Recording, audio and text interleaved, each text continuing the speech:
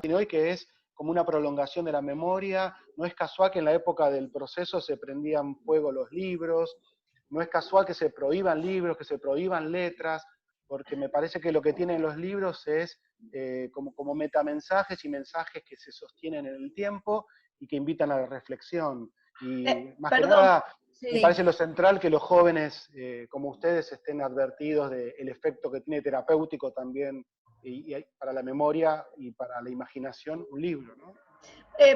Perdón que te interrumpa. Lucio, cuando le hicieron la entrevista al abuelo, tiene que ver con esto. ¿Qué pasó con Neruda? ¿Vos te acordás eso? ¿Podés contarlo? Porque es muy Sí, interesante. La entrevista está en el canal de YouTube, pero es muy interesante. Y tiene que sí, ver con lo que dijo Pablo. bueno, creo que fue en el 77 que secuestraron a mi tía abuela, y justamente hay un vínculo con un libro de Neruda. Ella tenía un novio y en una carta a su novio cita, digamos, una cita a un libro de Neruda, y cuando entran los militares a la casa de mi abuelo, en ese momento tendría 17, 18 años por ahí, encuentran esta carta y hacen como ese link, esa relación, y al principio mi abuelo, ni mi tía, ni nadie de mi familia, digamos, entiende por qué se la llevaron secuestrada a mi tía, porque siempre fue como muy sumisa, digamos, nunca tuvo ningún tipo de relación en la política. Después se encuentran como ese detalle, digamos, que fue como la razón por la que, los militares decidieron entrar a la casa y llevarse secuestrada a mi tía, que después, por suerte, la liberaron a los días. Sí, la liberaron, pero después con el tiempo, ¿qué pasó con tu tía? Después con el tiempo, nada, digamos, no sé, o sea, fue como una historia que quedó muy marcada, y nada, como que... Pero en la entrevista hay un aviso, por eso la historia oral es tan, ¿no? Abarca todo. En la entrevista hay un aviso que le hacen a tu abuelo, que era chico, porque la primera vez que entran, tiran todos los libros, pero dejan el de Neruda arriba de una mesa. Claro, claro, Hay claro. todo Como que no... esos símbolos, ¿no? Son impresionantes, ¿no? Sí, digamos, le dieron como esa señal del libro de Neruda, y a partir de esa señal, de dejar, digamos, un libro de Neruda encima de un escritorio y que él lo viera, porque era, digamos, visible, a partir de eso fue que, digamos, fue como descifrando el porqué, digamos, de la acción de los militares. Bueno, muy fuerte, ¿Ves? ¿no? Bueno, cuando Freud, digamos, el primer mensaje que le dieron los nazis a Freud fue sacar todas las obras de él y que hacer una fogata gigantesca con los libros de psicoanálisis que circulaban en ese momento. Y el mensaje era, bueno, el próximo sos vos. Pero Sí. Freud decía hasta último momento que no se quería ir, hasta que se llevaron a la hija, a Ana Freud, durante un día completo, la tuvieron incomunicada, sin dejarle... Y bueno, vino Marie Bonaparte, que en ese momento tenía mucha influencia, y a través de ella lo convencieron para irse, ¿no? De cualquier manera, en la carta final de Freud dice que le agradece a la Gestapo por haber sido siempre tan gentil con él. Bueno, no por nada Austria quiero fue... decir, la quema de libros quiero decir con esto, que la quema de libros la quema, y bueno, y lo que le pasó a la tía de Lucio, ¿no? Es un mensaje bastante recurrente. También pasó acá en la dictadura, hay varios libros que han sido prohibidos, y varias editoriales que fueron expresamente atacadas, ¿no? Incluso han ido a buscar gente durante la Feria del Libro. Hay varios expositores en la Feria del Libro que fueron secuestrados mientras estaban atendiendo el stand de la Feria del Libro. Bien, va mal. Lara y Yael quieren hacer preguntas. No, yo faltó Vivi que respondiera la pregunta de cómo cree usted que impactan tanto sus investigaciones como escrituras, como proyectos de sobrevivir, y cómo crees que impactan tanto a nivel sociedad, que nos incluye a todos, y también a nivel juventud.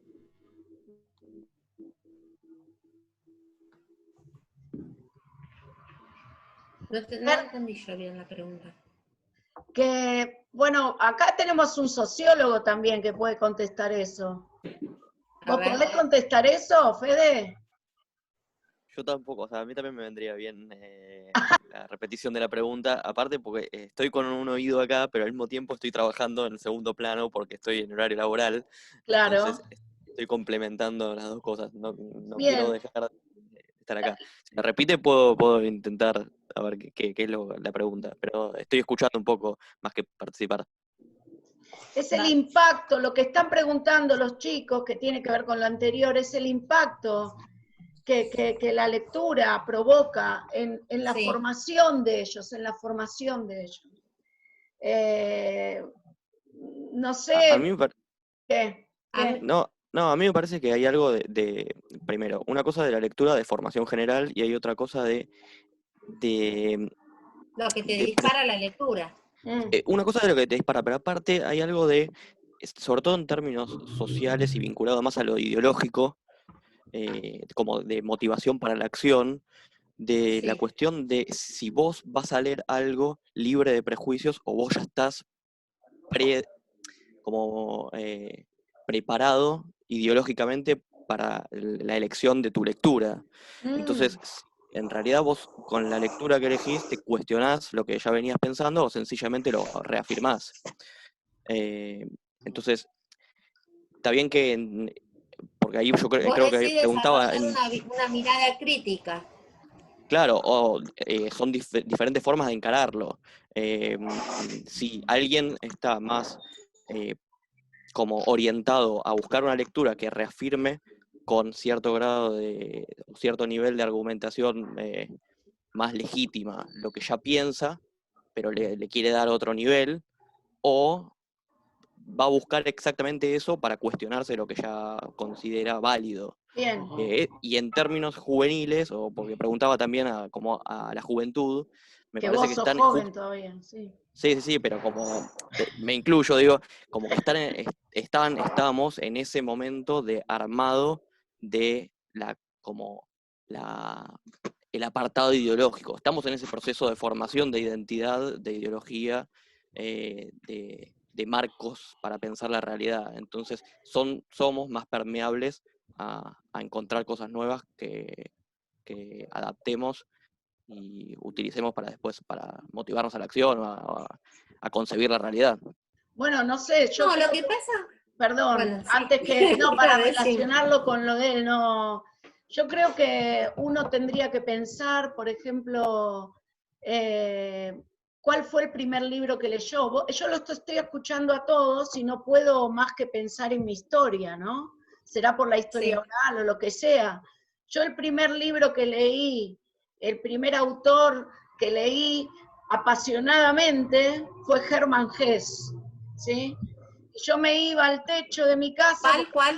No escuché cuál. Hermann Hesse, El lobo estepario, Demian, todo lo de Hermann Hesse. No es casual cuando uno piensa cuál es el primer libro que leyó, ¿no? O sea, no, y bueno, y ahora me doy cuenta por qué uno leyó esas cosas. Si bien lo que dice Fede es tal cual, hay algo que va estando antes, ¿no? Que está ahí y no lo descubrimos. Y yo lo descubrí con la lectura, la verdad es esa. Mi mundo lo descubrí con la lectura y me salvé del otro mundo por la lectura. Lo digo en serio, lo digo en serio. Sí, claro.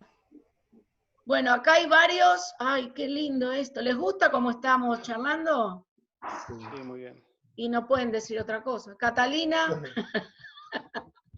Catalina, que me está diciendo, Emilia, que levantó la mano, a ver.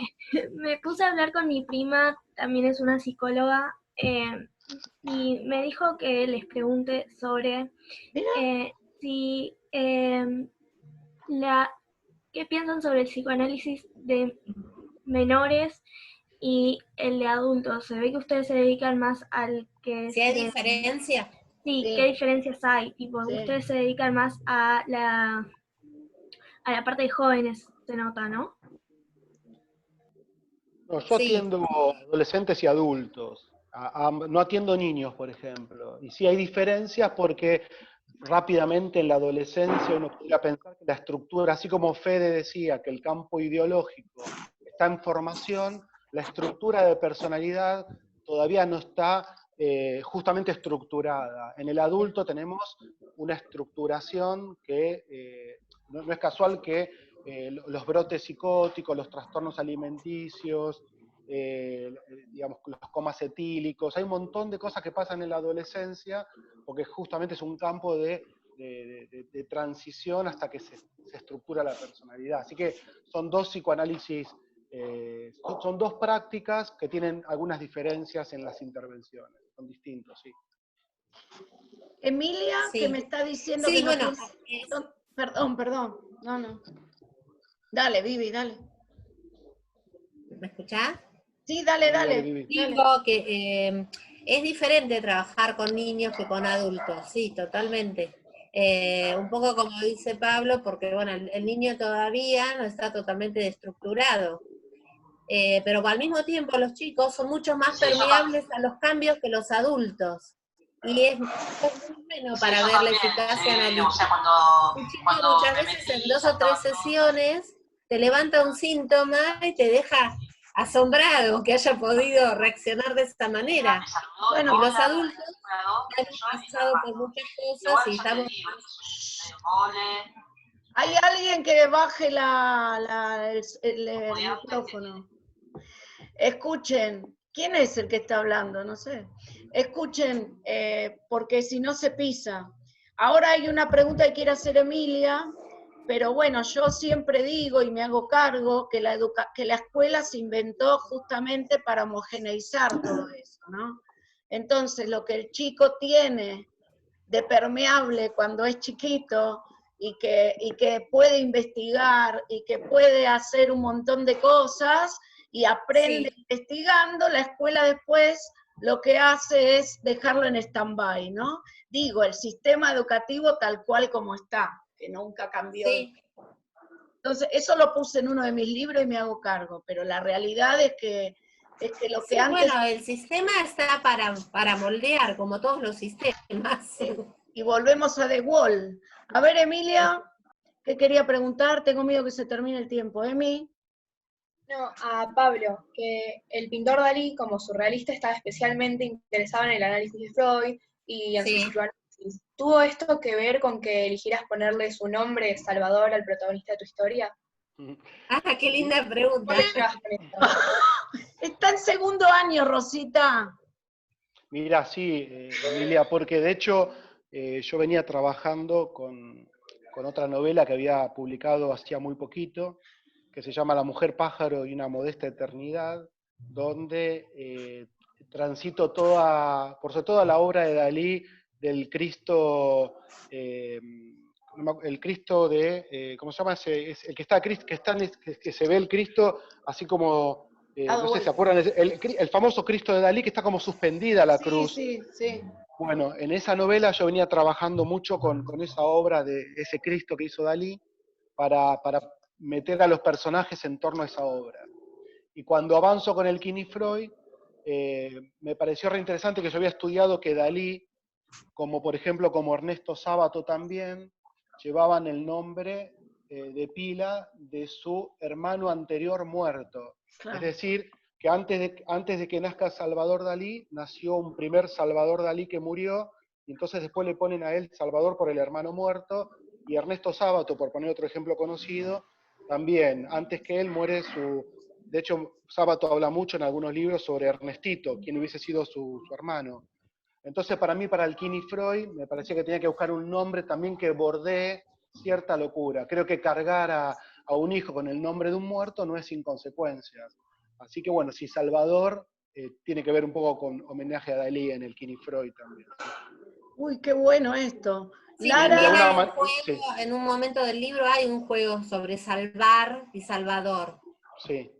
Totalmente. El Y libro aparte, que lo distribuye Vivi, igual ahora con todo este tema de la pandemia y no sé, después les mandamos, si alguno quiere, les mandamos el link, no es caro tampoco, pero bueno, no pude ni hablar con la biblioteca de la escuela por todo este sí, tema. acá dice, significado del nombre Salvador, el que vino a salvar a los hombres, Esa, y deriva del nombre latino tardío de origen sí. cristiano, salvator, del verbo salvarse o salvare. Sí, me parece que era jugar un poco con salvar al personaje o que el personaje salve al lector también. Así que sí, Dalí y el surrealismo para el psicoanálisis es fundamental. Qué linda No, pregunta. mi prima se copó. ¿Tu prima se copó? Bueno, me alegro. Sí. Ariadna, ¿vos querés preguntar algo? No te, Bueno. ahora, ¿no? Sí, quería hacerle una pregunta a Pablo, que bueno, por ahí es de algo que mencionaste al principio de nuestra charla, que hablaste de síntomas. No recuerdo exactamente cómo fue la frase, pero quería preguntarte si ustedes, los psicólogos, realmente creen que síntomas físicos tienen que ver con cuestiones psicológicas o problemas no resueltos. Y tiene que ver con, bueno, algo personal, porque estoy con un dolor hace ya varios meses, de que no se me pasa, entonces, bueno, como hago prácticas de yoga, y bueno, mis profesores a veces me dicen, bueno, por ahí estás transitando por algo, así que bueno, esa era mi pregunta. Sí, seguramente, en general, yo considero que somos una unidad psicofísica, espiritual. No me parece que un dolor del cuerpo sea solamente un dolor del cuerpo, más si se sostiene en el tiempo. Por supuesto que si yo me golpeo contra el marco de una puerta y me duele el hombro, tiene que ver únicamente con ese golpe y no me voy a poner a psicologizar que por algo me llevé por delante ese marco, ¿no? Pero si yo tengo una contractura sostenida, de hecho, en estos días publiqué un artículo para un diario donde hablaba que estos casi 50 días de la cuarentena están instalando síntomas muy, muy inéditos que nadie la tiene clara, ni el psicólogo más especializado, porque tienen que ver con una cosa inédita que es el exceso de encierro, la incertidumbre, el miedo, las contracturas, el mal dormir, todo lo que nos está pasando está generando nuevos síntomas. Así que si vos tenés un dolor hace un tiempo, quizás tengas que hacer el esfuerzo de pensar que algo de la cuarentena está hablando a través de tu cuerpo. Gracias. Yo le quería hacer una pregunta a Viviana. ¿Quién? Yo, Brian, le quería hacer una pregunta a Viviana. Brian, dale, a Sí. Vivi. No, yo quería preguntarte cuánto entusiasmo y cuánto optimismo todavía crees que vos en general tiene los psicoanalistas con el psicoanálisis.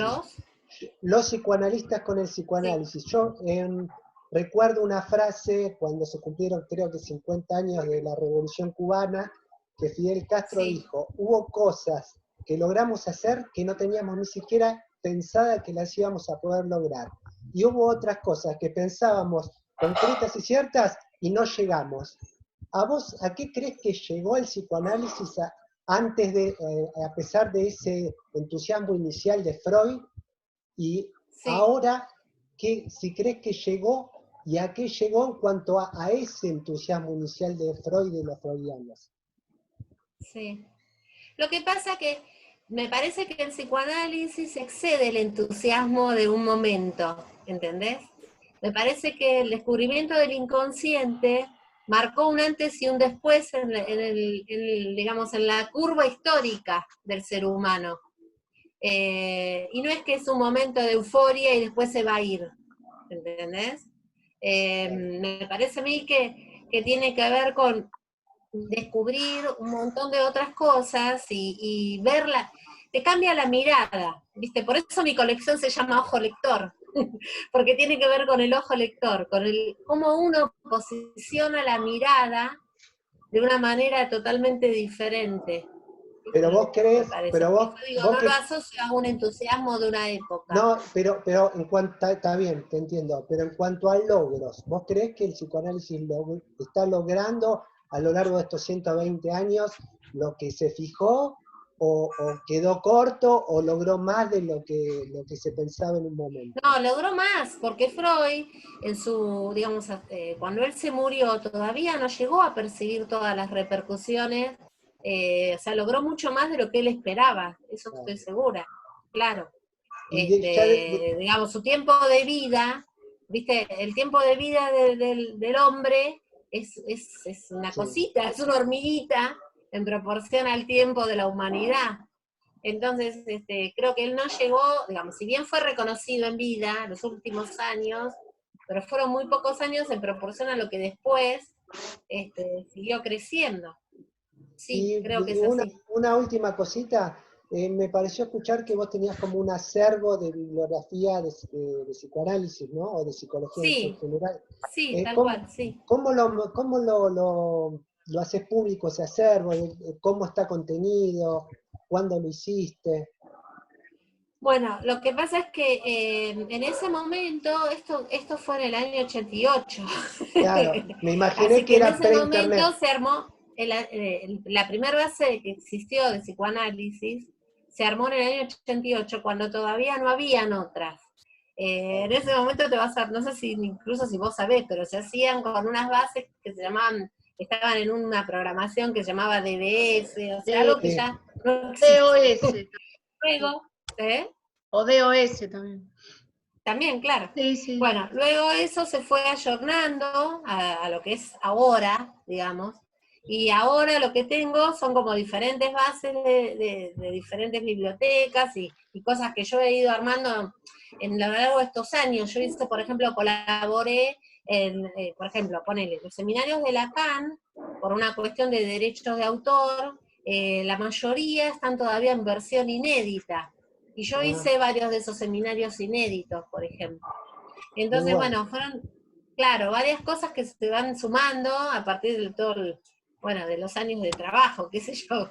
A ver, para organizar. Se accede consultando. Yo brindo servicios bibliográficos, entonces vos, por ejemplo, me decís, ¿qué puedo leer sobre, ponerle el padre en la historia, no sé, o la memoria en la historia, o bueno, la página, estamos hablando desde el psicoanálisis, ¿no? La página. Entonces yo te hago un rastreo de textos que hablen del tema, o de autores que hablen del tema, eso es lo que brindo, sí. Muy bueno. La página es divina. Catarino se tiene que ir a una reunión y está pobre esperando para saludar, nuestro amigo mexicano. Un abrazo virtual a todos. Gracias por la reunión. Hasta luego. Chao, Catarina. Chao. Gracias. Chao. Y antes, para aprovechar lo que queda, Emilia me está pidiendo preguntas, Catalina, Lara y Yael. A ver, hagamos las cortitas para que lo puedan contestar. Yo lo estoy grabando esto igual, ¿eh? Dale, Emi. Sí, dale. Bueno, esta es un poco larga, voy con una más corta. Bueno, no sé. A ver cómo es la larga. Leí que en una parte de tu libro el protagonista habla de cómo en la vida despierta es un hombre correcto y sereno, mientras que en sus sueños puede ser y es más pecador y pervertido. ¿Es algo con lo que vos te sientas identificado o es algo más bien del personaje? ¡Opa! A ver, Emilia, yo creo que toda escritura y más en la ficción, uno también trabaja con sus propios fantasmas. Seguramente, bueno, Vivi me conoce bastante, supongo que sí, que soy bastante correcto en la vida cotidiana en general, y quizás en los sueños me permitas cosas que en la vida cotidiana. No, en la vida cotidiana no. Igual también hay una máxima psicoanalítica que dice que lo que los neuróticos fantaseamos, los perversos los llevan a la acción, ¿no? Creo que nuestro mundo interior es mucho más rico que nuestro mundo exterior, y con los sueños y con los pensamientos podemos arribar a estructuras mucho más profundas, fantásticas. Así que yo creo que un poquitín en cada una de mis novelas y en el King y Freud, por sobre todas las cosas, soy un poco ese psicólogo, soy sin lugar a dudas, un poquito, ¿no? Uno no se puede desprender de sus personajes. No. Era linda esa pregunta, ¿eh? A ver, ¿quién es el que está? Catalina. Cata. Tengo dos preguntas. Una es que me están diciendo por chat, tipo mi prima, que pregunta si el psicoanálisis tiene que ver, tipo, ¿qué diferencias hay entre el psicoanálisis y la terapia cognitiva? Pero esto ya es una clase de Sí, psicoanálisis. sí, es muy larga. Y la segunda, mientras voy escuchando el audio y acordándome de la cosa, es ¿qué libros serían, si deberían elegir uno, como de psicoanálisis, o Para su libro empezar. favorito y el por qué? ¿Para empezar decís o para empezar a leer o para...? No, ¿qué libros serían si tuvieran que escoger uno? Y el para por él. qué. Ya estamos hablando de libros de psicoanálisis, seguramente, no sé, tal vez vos, Pablo, elegís alguno tuyo y decís el por qué, o Mili creo que escribió un libro sobre algo con el email, no me acuerdo el nombre ahora, ¿puede ser? Que empezaba de email algo. No me acuerdo, lo tengo acá anotado. Pero, ¿qué libros serían? Sí, está claro. Yo, Catalina, te diría, con respecto a la primera pregunta, es muy complejo para explicar acá las diferencias. Yo lo único que creo que el psicoanálisis es, dentro de las teorías psicológicas, la que tiene un objeto de estudio que es el inconsciente, y que en ese sentido es una terapia que, más allá de que mucha gente cree que es más larga que otras, diría que es más profunda que otras y por eso es más larga que otras terapias, que a lo mejor van directamente al síntoma y resuelven rápidamente el síntoma, lo que no quiere decir que se resuelva la patología que hay de fondo o la problemática que hay de fondo. Sería, para mí, esa la diferencia.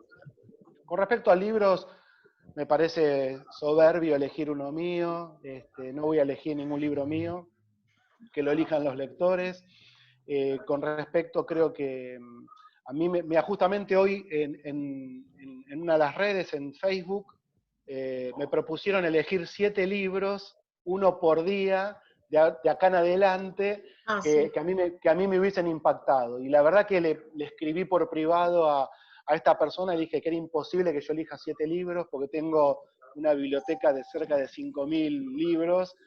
Pero bueno, hacía el esfuerzo de decir que yo iba a elegir los libros que a mí me habían marcado, y uno de los libros que a mí me marcó fue El túnel de Sábato, porque tenía 17 años cuando lo escribí, porque me encontré con Sábato, porque Sábato fue un consejero para mí a la hora de ser escritor, y porque tengo una carta y tengo un libro firmado por él. Quizás hay otros libros seguramente también interesantes, pero yo creo que el libro es el libro que a uno lo marcó, ¿no? Después podía nombrar muchos más, pero me parece que cualquier novela profunda, el proceso, qué sé yo, no sé, La metamorfosis de Kafka, Crimen y castigo, no sé, muchos libros de Borges, muchos cuentos de Borges, son psicoanalíticos también porque indagan en las profundidades del ser humano. Bien. Quedan poquitos, ahí marca cuánto queda. 6 minutos. Quedan poquitos minutos, pero para una pregunta más podemos. Dale, Fede. Fede. Es una pregunta bastante tonta. ¿Hay algo más difícil que leer a Lacan? Sí, creo que hay muchas más cosas más difíciles. Entenderlo. Pero bueno, no importa, o sea, tiene que ver con la transparencia del autor. Si vos te pones y bueno. Porque yo lo tengo los dos ahí, están tipo Lacan y Hegel. A ver cuál de los dos es más difícil, cuál de los dos odio más. Sí, yo creo que más Lacan que más Hegel decía. Lacan y Hegel. Más difícil que leer a Lacan es entender a Lacan. No, eso no, ni lo pongo, no, eso ni lo pongo como Por eso hay posibilidad. muchas cosas más difíciles. Bueno. Ni lo pongo como posibilidad. Bueno. Creo que también, Fede, tiene que ver con esto que contaba Vivi, que sus seminarios son desgrabaciones de charlas que él daba, por lo tanto es muy difícil también entender porque tenés que seguir el hilo de lo que él estaba explayándose, pero a la vez tampoco son las desgrabaciones textuales, sino de las notas que tomaron alumnos. No es como si vos ahora tomaras esto y lo desgrabás, es peor que eso. Por eso en Historia Oral hablamos de transcripción, no de grabación. Claro. Porque la desgrabación no es literal. Por eso ahora con las TICs nos salvamos, porque ya ahora en el mismo momento tenés la entrevista y se la das al entrevistado, ¿no? Cosa que la mayoría no quiere hacer. Pero ¿para qué transcribir? Imagínate que si de una vivencia 3 personas te lo pueden contar de forma diferente, todo el tiempo. Por eso, todo el tiempo, imagínate la lectura, cada uno tiene su ojo y lo lee a su manera. Y aparte influye el contexto en el que desde el que uno lee. Si yo hoy leo a Germán Hesse, no me va a pasar lo mismo que en el momento. Y lo mismo cuando recordamos, y lo mismo cuando todo, ¿no? Hay que analizar el contexto. La entrevista que digitalicé ayer era el 2001. Imagínate esta persona que hablaba de la pobreza en la que vivía. No, 11 de septiembre de 2001, el día del atentado a las Torres Gemelas. Imagínense cómo hablaba esta persona, ¿no? O sea, hablaba de la pobreza, las persecuciones, qué sé yo, y habían tirado y lo que había pasado en... Entonces, el contexto siempre le digo a mis chicos que es lo más importante, ¿no? Bueno, a ver, los chicos que estuvieron organizando ahora algo, ¿qué piensan qué se llevan de esta actividad? Que bueno, ¿qué se llevan? A ver. Es más para orientación vocacional, se la voy a dar también a los que están en segundo con orientación vocacional. Ya le dije a la directora recién. ¿Qué se llevan? A ver, Lucio, vos que sos... Bueno, nada, me resultó muy interesante, sobre todo algunas cosas que hablábamos en la primera parte de la reunión, de cómo, distintos aspectos, digamos, de su vida después son llevados, digamos, a lo que es, digamos, los libros, o la distribución, o la elección, digamos, de una carrera, y etcétera. Y nada, me resultó muy interesante eso, y después el resto de cosas que también estuvieron saliendo. Lo que pasa es que me gusta la gente, porque hay muy diversas. Hay un... Mejor, claro. Social, Catarino es de historia, entonces hay diversas... Cada uno lo pregunta desde lo que le es significativo. Lara, ¿querés decir algo? Lara Nicolai. Yo más que nada concuerdo con lo que dijo Lu, y más allá de eso voy a ser 100% sincera, como todo el mundo sabe que yo soy directa. Me reí mucho durante esta entrevista, actividad, por muchas cosas, y me intentaba muy fácil, y era como, bueno. ¿Por qué? ¿Por qué? Es que de la nada estaba hablando de una persona y aparecía otra y me tentaba muy fácil, y era como, ay, no, no puedo. Pero y por trataba algo de poner especial o porque nada, porque estás contento. No, por muchas cosas. Porque también te veía muy emocionada vos, y era como, ay, Laura está re feliz, qué bien. Bueno. Me tentaba muy fácil. Es común que... Es que también tiene que ver con el momento, ¿no? Con que, sí. Bueno, son espacios también me parece que sirven para eso, para alargar emociones, ¿no es cierto? ¿Y Rosita, dónde está mi Rosita? ¿Se fue? No, ahí está. ¿Vos qué pensás? Después la segunda parte se volvió más psicoanálisis, pero bueno, está bien. ¿Qué pensás?